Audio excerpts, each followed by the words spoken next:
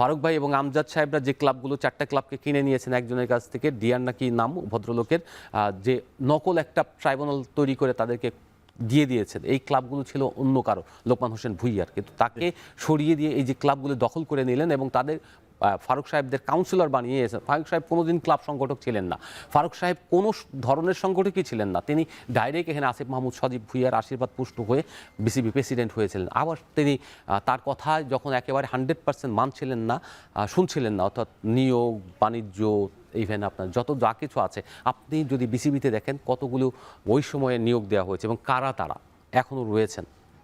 তো এই যে অনিয়ম, জোর জবরদস্তি করে জাতীয় ক্রীড়া পরিষদ থেকে এরকম অনেক নিয়োগ হয়েছে যেগুলি আসলে কোনোই নাই। আমরা দেখেছি বিপ্লব হলে একটা পরিবর্তনশীল, আমরা নেপালে দেখছি কত সুন্দর তারা একটা, যারা করাপ্টেড, যারা দুর্নীতিগ্রস্ত কিংবা যারা অন্যায় করছে তাদেরকে শাস্তি দিচ্ছে। আর আমাদের দেশে হয়েছে কি আরও বেশি করাপশন, নিজেরা দখল এই যে করছে, যার ফলে এই স্পোর্টসেও একই ঘটনা ঘটেছে। ওনার তো এখানে আসার মতো কোনো ক্যাপাবিলিটি নেই, কোনো ছিল না। আপনি ক্রিকেট কতটুকু খেলছেন, এরকম খেললে তো রাস্তায় হাজার হাজার লোক রয়েছে, ক্রিকেট খেলেছে, পাড়ায় খেলেছে, আপনার এলাকায় খেলেছে, ডিস্ট্রিক্টে খেলেছে। তো সেই তার মানে এইরকম না। আমি ওনাকে রেসপেক্ট করি অন্যভাবে, ওনাকে দেখেছি খেলার মাঠে অনেক দিন ধরে এসেছেন, ক্রিকেটের সঙ্গে ওই জায়গা থেকে ফ্যান থেকে। ওনার তো মানে বড় কুটুম, যিনি আমরা বলি যে ওনার আমিনুল হক মনি, যিনি আপনার ইন্টারন্যাশনাল আম্পায়ার ছিলেন, ওনার আত্মীয়, তো এনামুল হক মনি, সরি, তারপরে ওনার আত্মীয় আছে ইমদু ভাই, ওনার আত্মীয়।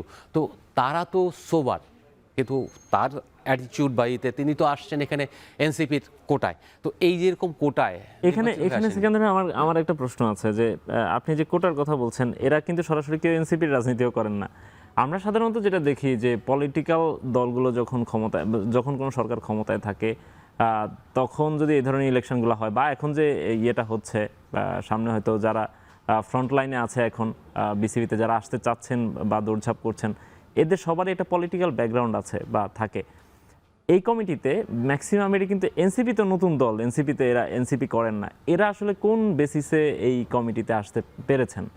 মানে এদেরকে কোথা থেকে খুঁজে নিয়ে আসলেন? দেখুন, অনেকগুলি বিষয়ে এখানে কাজ করেছে, ভেতর থেকে পেছন থেকে কিছু লোক কাজ করেছে, যেটা আমরা অভিযোগ শুনেছি। শামীম সাহেব যে আপনার রাজশাহীর যে ডিরেক্টর হয়েছেন, তিনি কিন্তু বলেছেন যে উপদেষ্টা যে পিএস ছিলেন, তাগুলো খরচপাতি লাগবে, সেই খরচপাতিটার কথা তো আপনার ওপেন সিক্রেট, এটা তো আমার বা আপনার না।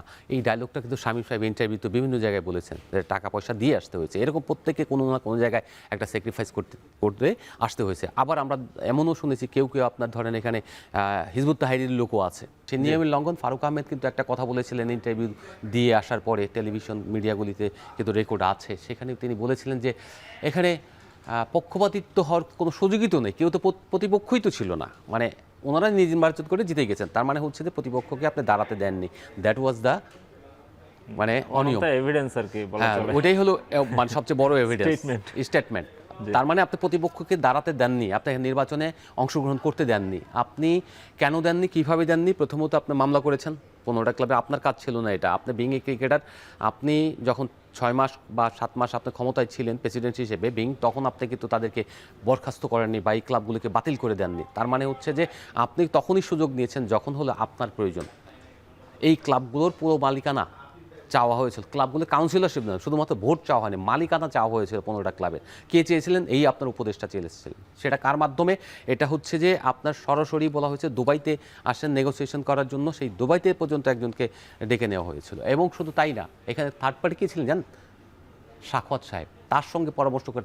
তার মানে কত ক্ষমতাবান ছিলেন তিনি, ক্যান ইউ ইমাজিন? হয়তো এখনও তারা ক্ষমতাবান হবেন, কারণ হচ্ছে তাদের এখানে অনেক কিছু থাকে, লেনদেনের ব্যাপার থাকে।